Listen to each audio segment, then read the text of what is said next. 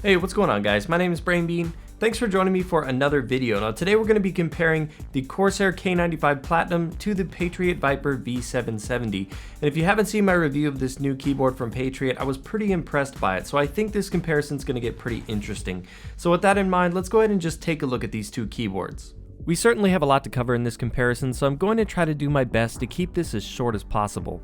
One thing I want you guys to keep in mind over the course of this comparison is that the K95 Platinum retails for between $169.99 on sale or $199 MSRP, and the Viper V770 retails for $119.99 on sale and $149.99 MSRP. So why compare keyboards with such a wide price gap, you might ask? These keyboards offer a very similar amount of features, and I think it's going to be interesting really diving in to see what's the best value for your hard-earned cash. With that in mind, let's first start as always with construction and design. Both keyboards have an aluminum backplate with an exposed switch design. The Corsair keyboard obviously uses their classic brushed aluminum, while the V770 has more of a matte finish. Both keyboards are quite weighty and offer little flex when mashing down on the keys, but the K95 Platinum handles the flex a little bit better than the V770. As for the desk footprint, the V770 is about an inch wider, but other than that, they're pretty similar. I have to say, in terms of overall quality on the construction, the K95 pulls ahead, but not by much. As you can see, design-wise, both keyboards go pretty heavy on the RGB. The K95 Platinum has a light bar on the top of the keyboard with 19 individual lighting zones, an RGB illuminated logo, fully backlit media keys, and of course, full 16.8 million color per key illumination with those nice looking clear cherry MX RGB switches. This is where the V770 really gives the K95 Platinum a run for its money. The V770 also has full 16.8 million color per key illumination and uses Kale RGB switches, which also have that clear switch casing like cherries do. In addition, the V770 also has a light bar on either side of the keyboard and a fully RGB magnetic detachable wrist rest, and this wrist rest doesn't have individual lighting zones like the K95's light bar does, but it is capable of producing a nice looking wave effect among other lighting presets. As for the software powering these keyboards, I have to say there isn't much of a contest here. Corsair's Q software offers a lot more options for custom profiles and effects. It also lets you sync other Corsair peripherals and offers in-game integration on certain titles. However, if you're not someone that's into going into a ton of detail on custom profiles, the Viper software will be more than capable of handling standard custom profiles, and it offers a very large amount of custom presets.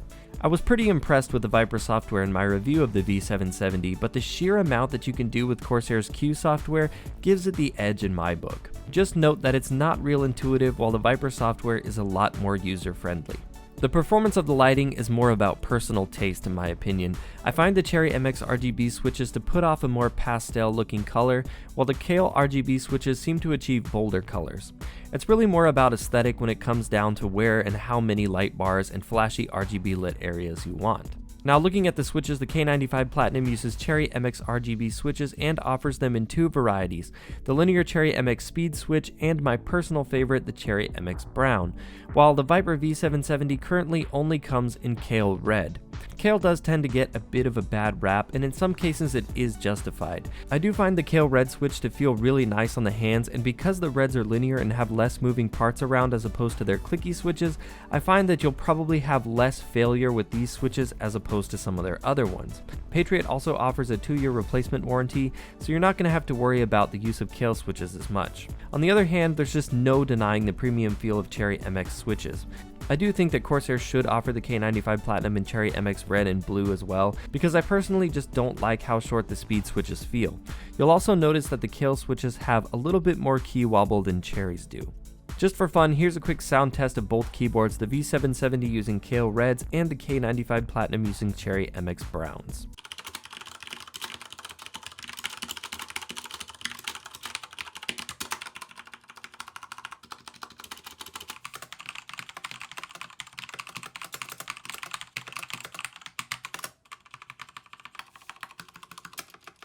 Both of these keyboards use ABS keycaps and both feel pretty good to type on. Of course, the K95 Platinum uses Corsair's controversial bold font, while the V770 goes with a more pleasing to look at minimalistic font.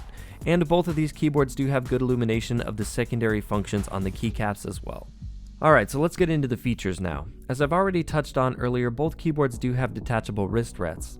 They also have their own unique features. Obviously, the V770 has the light bar and the Viper logo, while the K95 Platinum has a magnetic dual-sided rubber pad. On its own, the Viper's wrist rest feels pretty good, as does the K95 Platinum's. Both keyboards come with a row of dedicated macro keys, with the K95 Platinum having 6 textured macro keys and the V770 having a row of 5 standard macro keys. I have to say that I really like the feel of the textured keycaps on the macro keys for the K95. It just makes them a lot easier to identify without having to look down at the keyboard. That said, in most cases, the macro keys on the V770 are going to be just fine. And in addition to those macro keys, the K95 Platinum also includes 2 sets of textured keycaps, a set of WASD, and a set of QWERDF. Both keyboards also have dedicated media keys. The V770 uses multi-directional switches, which splits 6 commands over 3 toggles. It also has a textured metal volume scroll wheel that can be clicked to mute the audio. The K95 Platinum has 4 standard dedicated media keys that do have full per key RGB illumination, and it also has a metal textured volume scroll wheel as well, with the addition of a dedicated mute button. In addition to all these extra keys, both keyboards have dedicated buttons for brightness control, Windows lock, and switching between profiles. The V770 does have buttons for many of the popular presets, making it really easy to switch to the one you want, while the K95 Platinum allows you to save 5 custom profiles directly onto the keyboard, but you have to switch them by cycling through just one button. Both keyboards have USB pass-through, with the K95 Platinums being on the back of the board and the V770s being on the upper left side of the keyboard, which is kind of a weird place if you ask me.